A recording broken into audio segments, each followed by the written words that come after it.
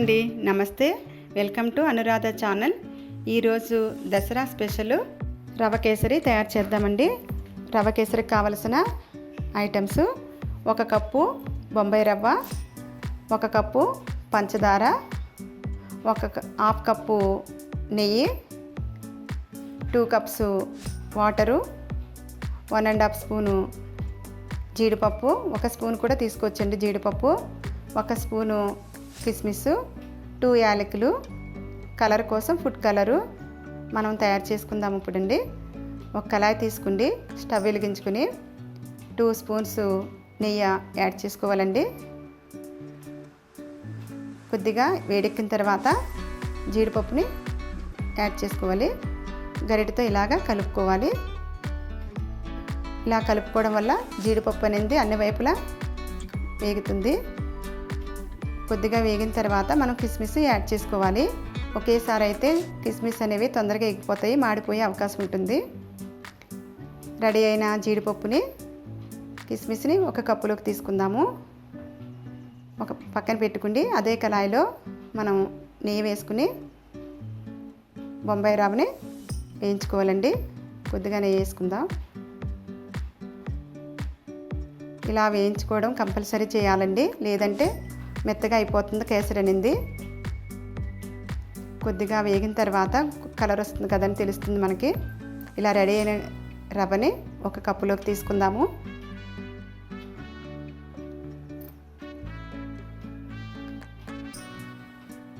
అదే కళాయిలో 2 కప్స్ వాటర్ని యాడ్ చేసుకుని కొద్దిగా వేడెక్కిన తర్వాత మనం షుగర్ని యాడ్ చేసుకోవాలి.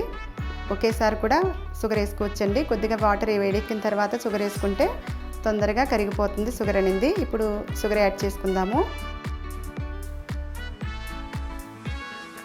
చూడండి, గరిటె ఇలాగా వేసుకున్న తర్వాత మనం ఇలా గరిటెతో కలుపుకుంటూ ఉండాలి. ఇలా కలుపుకుంటే తొందరగా రెడీ అవుతుందండి సిరప్ అనేది. ఇవి ప్రాసెస్ అనేది 2 మినిట్స్ పడుతుందండి షుగర్ కరగడానికి. రెడీ అయిందండి సిరప్. ఈ సిరప్లో మనం ముందుగా వేయించి పెట్టుకున్న బొంబాయి రవ్వను కూడా యాడ్ చేసుకుందాము.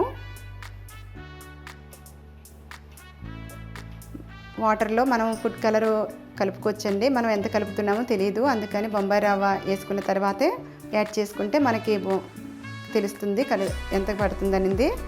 టీ స్పూన్ కలర్ని 1 కప్పు తీసుకుని, గిన్నె కానీ కప్పు కానీ తీసుకుని ఇలా కలిపేసుకోవాలండి ఉండలు లేకోకుండా. 1 కప్పు తీసుకుండి కొద్దిగా వాటర్ వేసుకుని టీ స్పూను కలర్ యాడ్ చేసుకోండి. రెడ్ కలరు ప్రసాదానికి కొంచెం డార్క్గా కనిపించాలని నేను ఆరెంజ్ కలర్ కూడా యాడ్ చేస్తున్నానండి, ప్రసాదానికి కదా.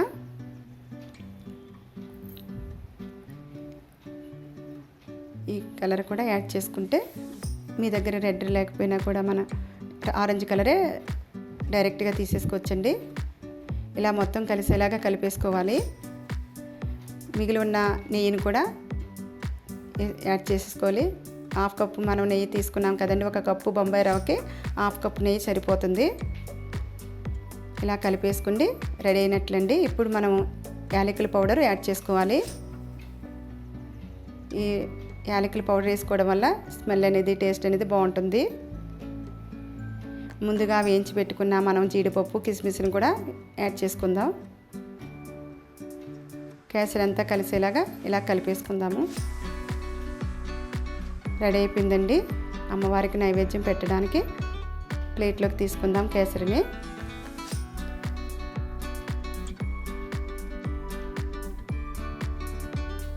అమ్మవారికి నైవేద్యం పెట్టడానికి రెడీ అండి రవ కేసరి.